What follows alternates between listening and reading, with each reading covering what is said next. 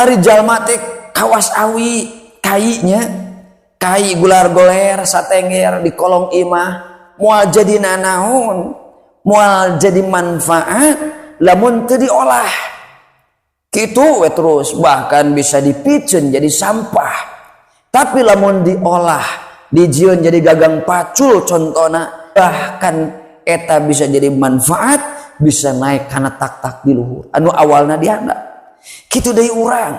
komo santri lamun salila di pasantren teu diolah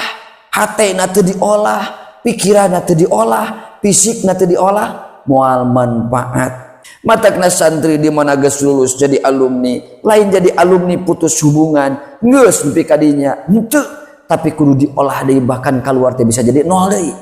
nya olah deui terus pikiranna olah hatena olah fisikna olah terus diolah-olah rasa sabungkeun rasa jeung guru matak lamun bisa ngolah ilmu anu salih di pesantren